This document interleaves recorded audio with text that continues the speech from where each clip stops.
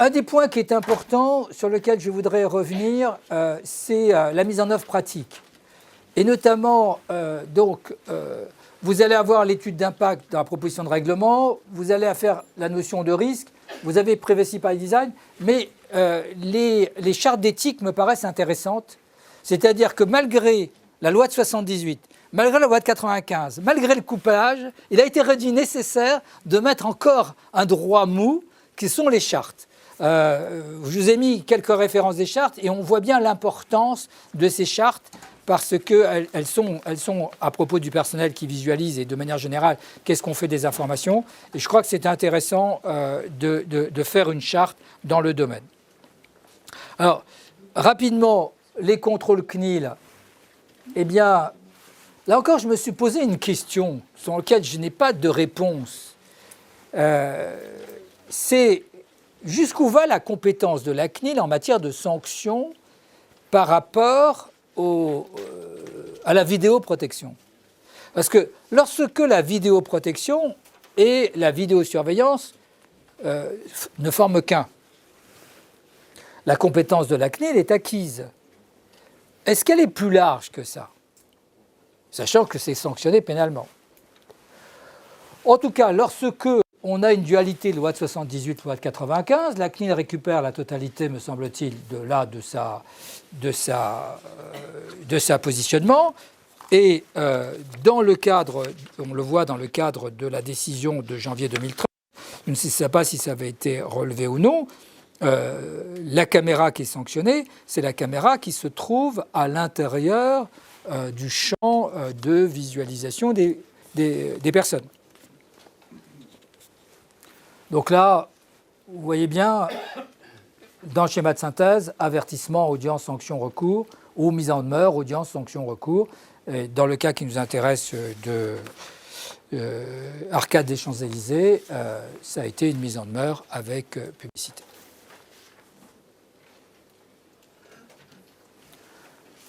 Sur les sanctions de mise en demeure, vous avez 30 mises en demeure prononcées, dont 3 concernant spécifiquement les dispositifs filmant la voie publique.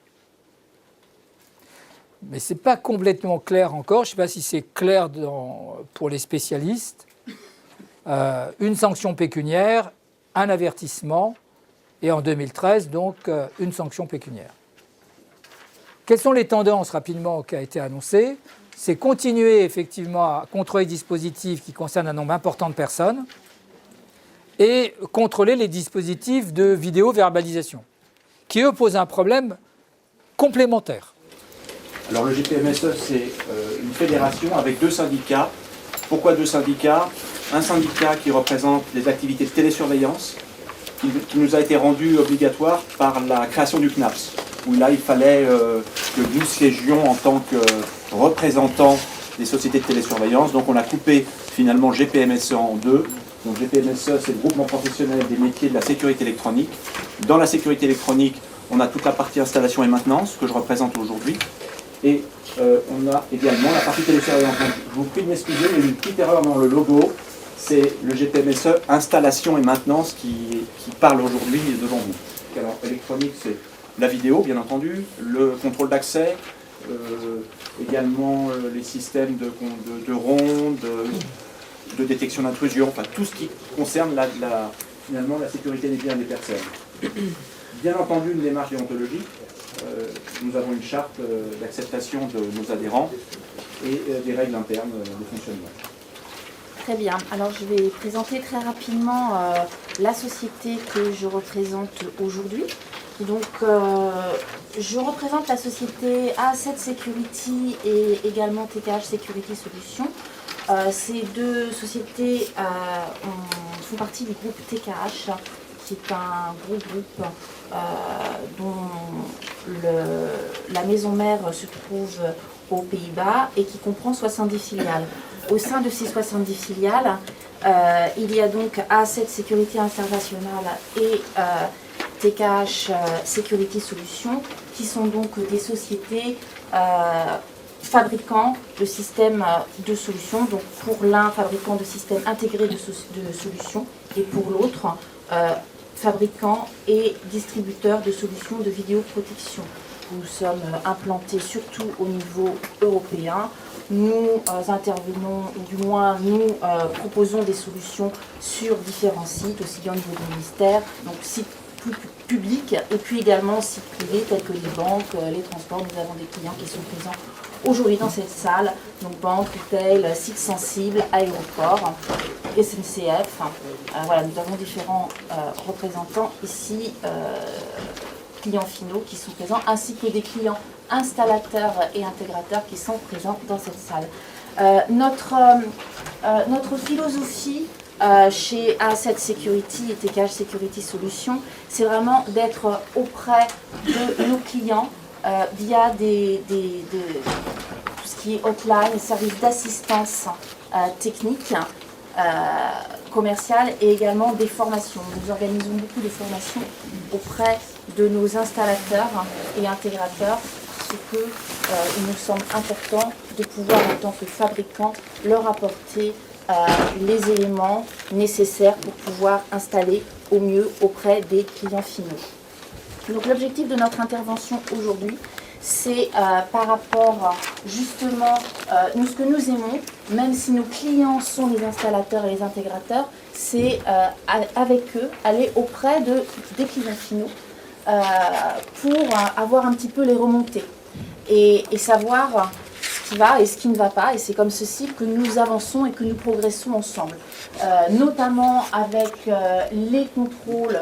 Alors, des commissions départementales pour tout ce qui relève du public, mais également des contrôles CNIL qui se sont énormément étendus sur la dernière année et qui vont encore s'étendre. Il nous paraît important d'être auprès des clients finaux et d'avoir des remontées de notamment des clients qui ont été contrôlés, mais aussi de voir auprès des clients finaux ce qui va et ce qui ne va pas dans leur installation. Et tout ceci, bien évidemment, avec les installateurs et les intégrateurs.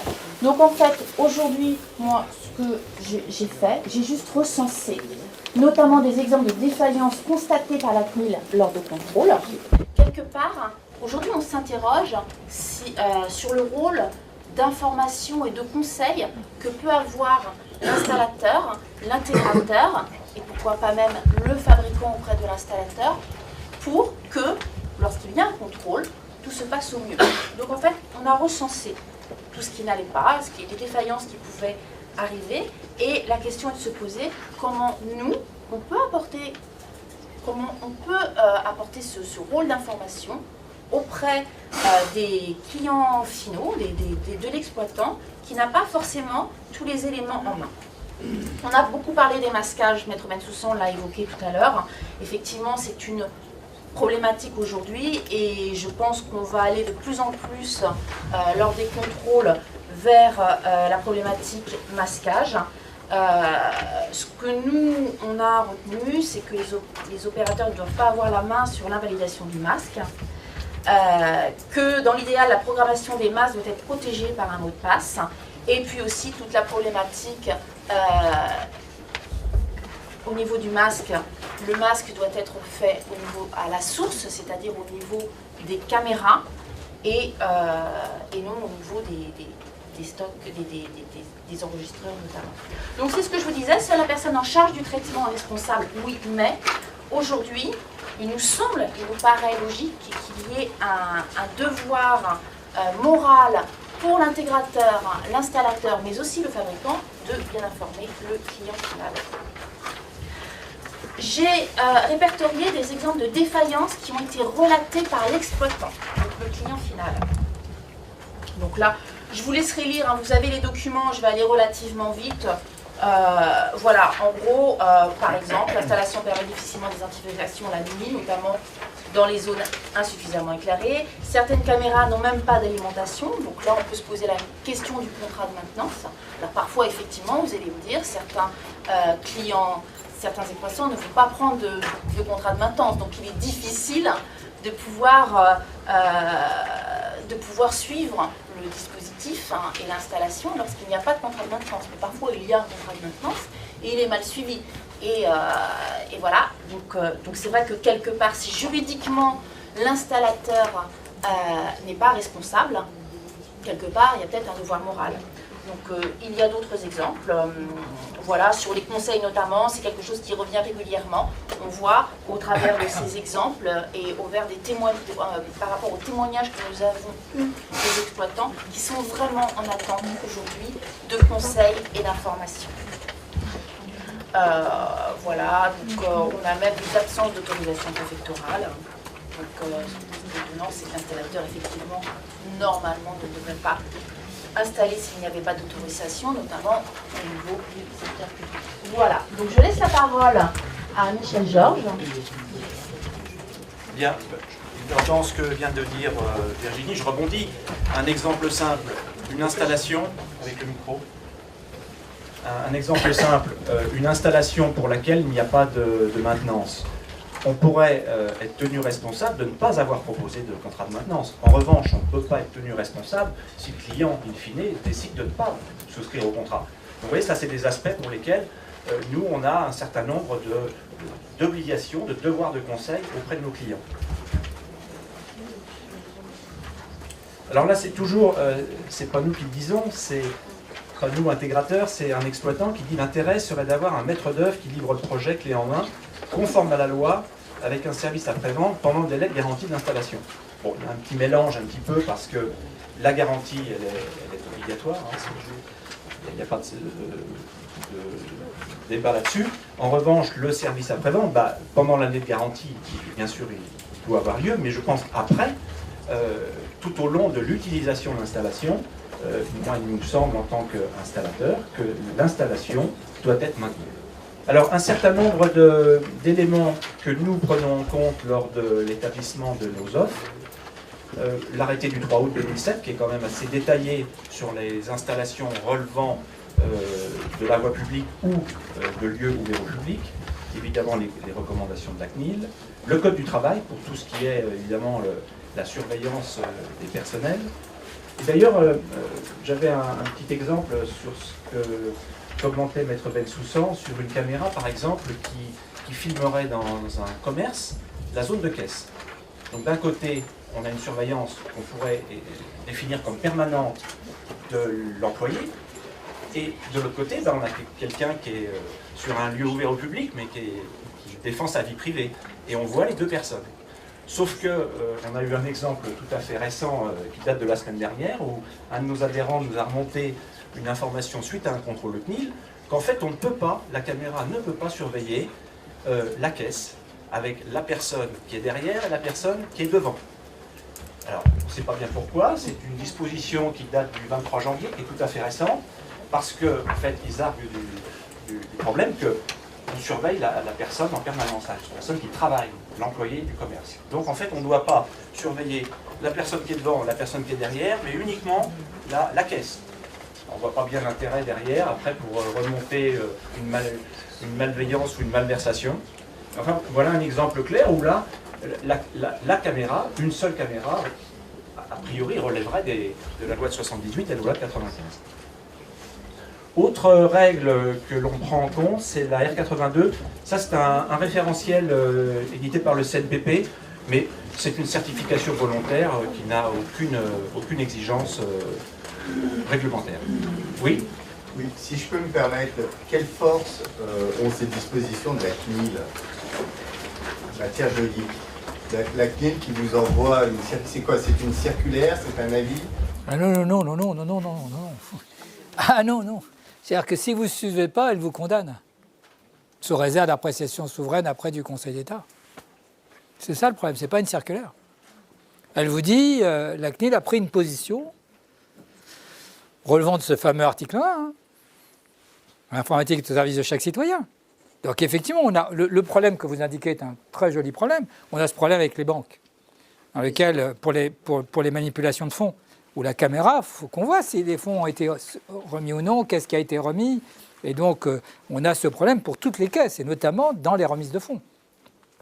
On a aussi, j'ai ce problème-là pour tous les clients qui font des ouvertures, là, on trouve les cartes bancaires, enfin, il y a de l'argent partout. Enfin, tous ceux qui manipulent de l'argent On trouve les casinos. Et les casinos, si on surveille, on ne peut pas surveiller les mains, ça ne sert à rien. On a le même problème pour les jeux. Les personnes qui sont en train de déclarer, qui sont en train de jouer au poker et qui, voilà, pour lutter contre les tricheurs, oui. Donc ce problème-là, mais on sent bien, là encore. Moi, ce que je pense, c'est qu'il faut quand même, il ne faudra jamais oublier que ce qui est important, c'est le bon sens. Et le bon sens, on l'a anobli, là où je suis un peu plus gêné, par le principe de proportionnalité. C'est ça qui pose problème. Parce que le principe de proportionnalité, c'est le droit subjectif qui entre cas par cas. Mais la position de la CNIL, on le sent bien. La position de la CNIL, c'est de dire que les caméras ne doivent pas permettre de surveiller tous les salariés, sinon ces salariés-là seraient en situation de cas particulier de surveillance. Et de l'autre côté, on a les impératifs de sécurité. Je ne prends même pas la loi de 95, je parle de banque, les impératifs de sécurité pour lutter contre la fraude. En fait, il y a 3 lois qui viennent. Il y a la lutte contre la fraude, le blanchiment, il y a la 95 et la loi de 118. Sur le plan strictement juridique, hein, en l'état actuel, l'installateur, le fabricant et l'installateur n'est pas responsable. Alors, il n'y a pas que la vidéosurveillance, hein, ça a déjà été jugé sur la biométrie, ça a été déjà jugé sur des systèmes de sécurité pour lesquels le bijoutier n'avait pas demandé autorisation des IRP. Donc, pour l'instant, en l'état du droit, c'est le responsable du traitement ou le déclarant au sens de la 95 qui est responsable à 100%. En l'occurrence, l'installateur n'a pas à se préoccuper préalablement de l'existence ou non d'un respect de la réglementation. Pour illustrer ce que vient de dire Maître Bensoussan, on a le cas d'un technicien qui, devant l'exploitant, dit la porte, qui est une zone qui devrait être masquée parce que privative, non, finalement, il faut qu'on la voie pour tel et tel motif. Alors là, Dylan, le technicien, connaît évidemment la réglementation, il dit non. Donc nous, ce que l'on conseille, parce que c'est toujours pareil, on a quand même un client en face, hein, qu'il faut satisfaire, c'est de lui donner l'outil pour derrière faire le paramétrage qui lui semble bon. Mais on a quand même un vrai problème de conscience de paramétrer un système dont on sait qu'il n'est pas conforme aux exigences réglementaires. Et ça, on le voit quand même assez fréquemment. Autre cas d'un contrôle CNIL, une chaîne de magasins franchisés, aucune déclaration faite. Alors que l'installateur avait bien pris la précaution d'indiquer, c'est pour ça que je le marque ici, celle-ci doit être faite très en amont, donc l'information de conseil, au moment de la proposition commerciale. Ce qu'on pourrait lui reprocher, c'est de ne pas l'avoir dit. Mais à un moment donné, la mise en service, nous on appuie sur le bouton, derrière, on a un transfert de propriété de l'installation de l'installateur vers l'exploitant, et à partir de là, on ne peut pas être plus royaliste que le roi, on lui a dit qu'il fallait que, mais c'est de sa responsabilité. Ça reprend exactement ce qui vient d'être dit. Alors évidemment, on tient un peu le porte-plume souvent, parce que le client n'a pas forcément toutes les informations nécessaires à remplir les documents, etc. Et enfin, c'est lui qui en porte la responsabilité. Mais c'est vrai qu'on l'aide, on remplit les documents, et c'est difficile parfois. Donc on pourrait aller jusqu'à une convention entre l'exploitant et l'installateur pour bien définir les limites juridiques et de responsabilité de chacun. Bon, cela dit, après ça devient compliqué. Moi je suis plutôt partisan d'une obligation de conseil formalisée, actée, signée au moment de l'offre. Et puis après chacun prend ses responsabilités. C'est pour ça que c'est intéressant d'avoir à la fois un fabricant et un représentant des installateurs pour voir comment ils se positionnent à travers notre propre débat, vous voyez. Pas si simple. Hein. On vous a donné quelques éléments, effectivement, notamment là, on s'adressait plus particulièrement aux installateurs. Quels étaient les textes de référence proprement dit au niveau juridique. J'en reviens donc à cette sécurité est égale sécurité solution. C'est ce que je vous disais au début, ont pour philosophie d'apporter des services à leurs clients, que ce soit le SAD, Hotline, formation. En 2013, on souhaite vraiment intensifier ces cycles de formation auprès de nos clients, que ce soit technique, commercial, mais également un volet juridique. Et surtout, avec le GPMSE, ce que nous aimerions, c'est ouvrir un livre blanc ouvert au public. Le but, c'est de pouvoir participer, de mutualiser les expériences de chacun et ayant pour finalité de faire en sorte que lorsqu'il y a que les dispositifs qui soient mis en place le soit mis le plus judicieusement possible au regard de la loi et que lorsqu'il y a un contrôle, que ce soit via les commissions départementales et de la CNIL, que tout se passe au mieux parce que nous avons tous intérêt que ça se passe au mieux, que ce soit l'exploitant, l'installateur, l'intégrateur ou le fabricant. Donc vous avez une petite fiche, d'ailleurs à ce propos, dans le dossier que nous vous avons remis, une feuille mobile.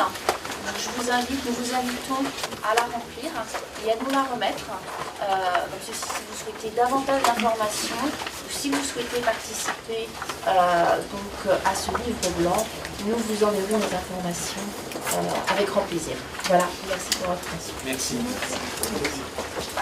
Et si moi j'avais à dire quelque chose, et d'où l'importance du livre blanc, c'est-à-dire que le livre blanc, il aura trois éléments, me semble-t-il. Il aura de faire cette démarche éthique, parce que l'idée c'est quand même que tout ça se passe bien dans l'intérêt du citoyen et du justiciable. C'est le but. Que les installateurs ne soient pas en danger de condamnation à chaque fois, en se demandant si à chaque fois il y a une réclamation, il faut faire une déclaration d'assurance et autres. En termes de sinistrabilité, c'est pas terrible, parce que même s'ils ne sont pas condamnés, ils vont avoir une augmentation de leur prime de sinistre. Donc c'est l'intérêt qu'on a demandé à la participation de gens du terrain. Et puis ça va permettre aussi, peut-être, quelque part, de prendre en question les pouvoirs publics en disant faites quelque chose. Faire une GV, ministère de l'Intérieur, CNIL, pour que, bon, il suffirait d'un rien pour dire que la 95 est exclusive de la 78. Je ne sais pas si...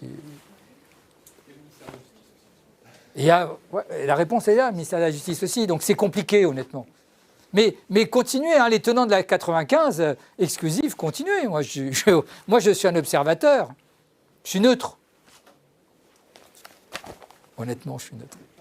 Je me sens capable de plaider les deux. Voilà, merci beaucoup. Merci de cette participation.